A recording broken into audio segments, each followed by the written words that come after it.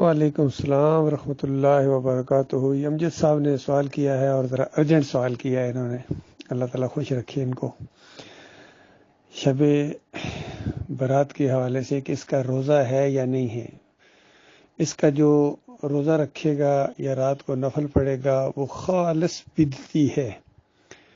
بدعت ہر اس عمل کو کہتے ہیں جو نبی علیہ السلام اور صحابہ کر سکتے تھے لیکن نہیں کیا ہے، اور آج اگر اس عمل کو کوئی ثواب سمجھ کے کرتا ہے تو وہ بدعت کرتا ہے، اور ہر بدعت گمراہی ہے، اور ہر گمراہی کا جو ٹھکانہ ہے نا وہ جہنم ہے۔ نبی علیہ السلام نے دوسری روایت میں فرمایا کہ وہ عمل جو ہم نے نہیں کیا ہے اگر کوئی کرتا ہے تو وہ عمل مردود ہے، یعنی جو نبی علیہ السلام نے نہیں کیا ہے یا نبی علیہ السلام نے نہیں کہا ہے، کوئی بندہ اپنی طرف سے ثواب سمجھ کے کرتا ہے تو وہ عمل مردود ہے، یعنی رد کر دیا جاتا ہے، اس کے منہ پر مارا جاتا ہے۔ اس کی ایک مثال سمجھانے کے لیے دی جاتی ہے تاکہ اچھی طرح لوگوں کو سمجھ آ جائے۔ آج اگر کسی مولوی صاحب کے سامنے کہا جائے کہ یہ عید کی صلاۃ ادا کرنے سے پہلے اذان پڑھتے ہیں، جی اذان بڑی اچھی چیز ہے جی، فوراً ہر مولوی کہے گا نا نا نا بدعت ہے۔ کیوں بدعت ہے بھائی؟ کیونکہ نبی علیہ السلام نے عید کے موقع کے اوپر اذان نہیں دلوائی ہے۔ صحابہ کرام نے عید سے پہلے، عید کی صلاۃ سے پہلے نہ اذان ہے اور نہ اقامت ہے۔ تو آج اگر کوئی اقامت یا وہ اذان دے گا یا نفل پڑھے گا، جس طرح عید سے پہلے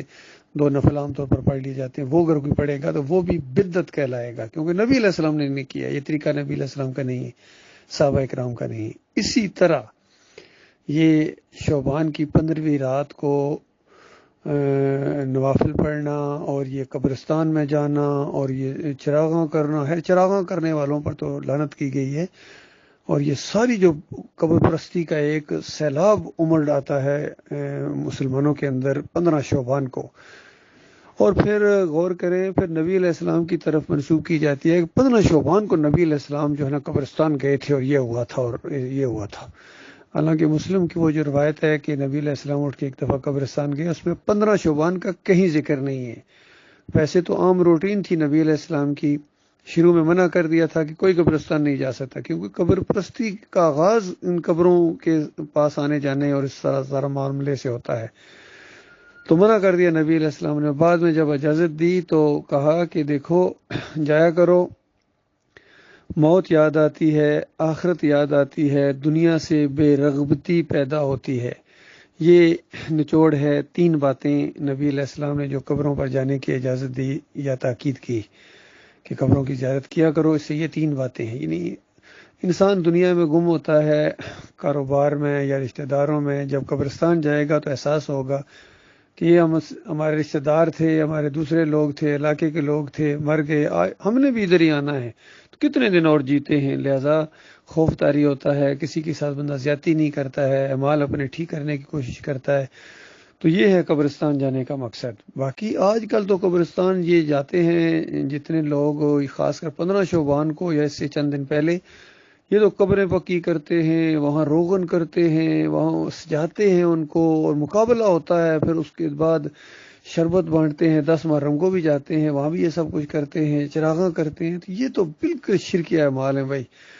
یہ بالکل نبی علیہ السلام اور صحابہ کے دور میں اس چیز کا تصور تک نہیں تھا۔ لہٰذا اس رات کو جو نوافل پڑھتا ہے یا روزہ رکھتا ہے اگلے دن، وہ بالکل بدعتی ہے۔ اور ویسے بھی 15 شعبان کے بعد نفلی روزے رکھنے سے بھی نبی علیہ السلام نے منع کیا ہے، تاکہ ذرا جسم کے اندر وہ توانائی آئے، اور رمضان کا جو مہینے کے فرض مہینہ ہے روزوں کے لیے، صوم کے لیے، اس کے لیے بالکل چاق و چوبند انسان ہو، صحت مند ہو، اور اس کا اچھی طریقے سے یعنی استقبال کرے، یعنی اس کا آغاز کرے۔ تو یہ اس لیے ہے۔ تو یہ معاملہ میرے بھائی، ابھی ایک چھوٹی سی تحریر میں آپ کو بھیج دوں گا، اس میں ساری وہ چیزیں ہیں۔ اور مزے کی بات یہ ہے کہ یہ جو لوگ 15 شعبان کو اگر آپ اخبار اٹھائیں یا کوئی ان کے بیانات سنیں مولویوں کے، تو ساری وہی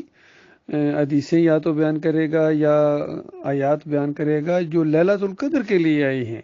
اور لیلۃ القدر رمضان کے اندر ہے، اور رمضان کے آخری عشرے میں ہے، اور آخری عشرے کی طاق راتوں میں، اس طرح بریکٹ کے اندر بریکٹ لگا کہ اللہ تعالیٰ نے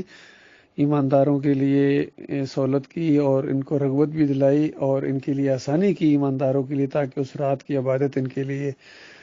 آسان ہو سکے۔ اور جس خوش نصیب کے حصے میں لیلۃ القدر کی رات کو عبادت کرنے کا موقع مل گیا، اللہ کا ذکر کرنے کا موقع مل گیا، یہ 1000 مہینوں سے زیادہ بہتر ہے۔ اور سورہ الدخان کے اندر اس کو لیلۃ المبارکہ کہا گیا ہے، یعنی برکت والی رات، اور سورۃ القدر کے اندر اس کو لیلۃ القدر کہا گیا ہے، قدر والی رات۔ تو ایک ہی رات کے یہ دونوں نام ہیں، اور ان دونوں ناموں کے اندر ایک ہی رات کا ذکر کیا گیا ہے۔ اور اس رات کو جو معاملات کے فیصلے ہوتے ہیں، یعنی ویسے تو تقدیر لکھی جا چکی ہے، اب آہستہ آہستہ جو معاملات آگے آتے ہیں، اس طریقے سے اللہ تعالیٰ نے فرشتوں کی جو ڈیوٹیاں لگائی ہوئی ہیں، تو اگلے سال کے فرشتے معاملات حالانکہ لکھے جا چکے ہیں اس سے پہلے، یہ نہیں کہ کوئی تقدیریں بدلی ہوتی ہیں یا تقدیریں لکھی جاتی ہیں اور یہ ہوتا ہے، ایسی بات نہیں ہے۔ اس سال کے اندر جو کام نپٹائے جانے والے ہوتے ہیں اس میں یہ فرشتوں کا نزول ہوتا ہے، اور جبریل علیہ السلام آتے ہیں، اور یہ لیلۃ القدر میں رمضان کے آخری عشرے میں یہ معاملہ ہوتا ہے، تاخراتوں میں۔ باقی شعبان 15 شعبان کی کوئی حیثیت نہیں ہے دین اسلام کے اندر، اور اتنا کچھ بتانے کے باوجود بھی یہ مولوی لگے ہوئے نہیں مانتے۔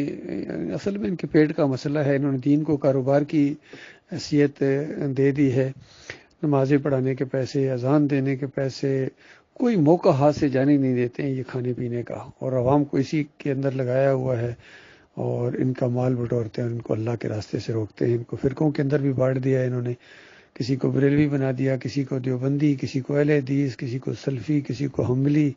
اور اس طریقے سے سب کی علیحدہ علیحدہ دکانیں ہیں، اور سب کا ایک ہی کام ہے، ایک بات کے اوپر سب کا اتفاق ہے، اس غلے کے اوپر، اس اجرت کے اوپر،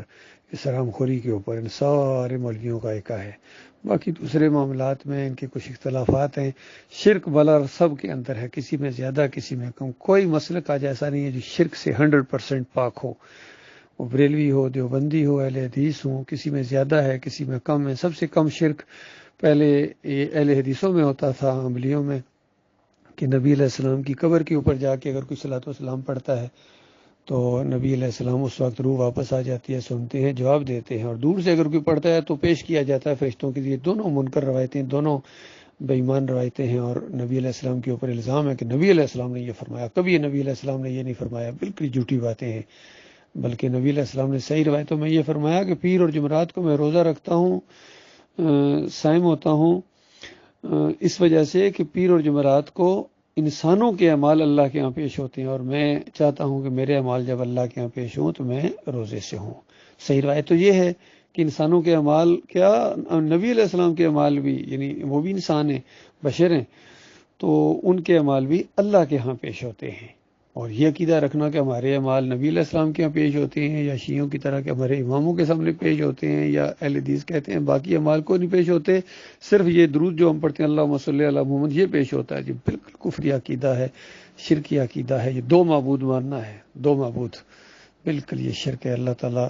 ہر طرح کے شرک سے ہمیں پاک رکھے، تاکہ اللہ کے پاس جب جائیں، یعنی موت ہماری آئے خالص ایمان کے اوپر موت آئے، اور مرنے کے بعد پھر قیامت کے دن مردوں کو زندہ کیا جائے گا، حساب کتاب سامنے آئے گا، اور ایک گروہ نے جنت میں جانا ہے، دوسرا جہنمی ہوگا۔ آج دنیا میں جنہوں نے اللہ اور اللہ کے رسول صلی اللہ علیہ وآلہ وسلم کی بات مانی، پیروی کی، نبی علیہ السلام کی سنت کی، صحابہ اکرام کی طرح، وہ کامیاب ہو جائیں گے، بہت بڑی کامیابی ان کے حصے میں آئے گی۔ اور جنہوں نے مخالفت کی، ٹیڑھا ہو کے چلے، فرقے بنائے، اور شرک کے انجیکشن دیے، اللہ کے بندوں کو داتا، دستگیر، مشکل کشا، حاجت روا، ان کے واسطے، وسیلے، ان کے رکوع اور سجدے ثابت کرنا، یہ بہت بڑی گمراہی ہے۔ ان مشرک مفسرین نے امت کا بیڑا غرق کر دیا ہے۔ کاش یہ شرک یا تفسیریں کرنے کی بجائے قرآن اور حدیث کو اپنے حال پر چھوڑ دیتے تو اتنی گمراہی نہ پھیلتی۔ اللہ تعالیٰ اس شرک سے ہمیں سب کو بچائے۔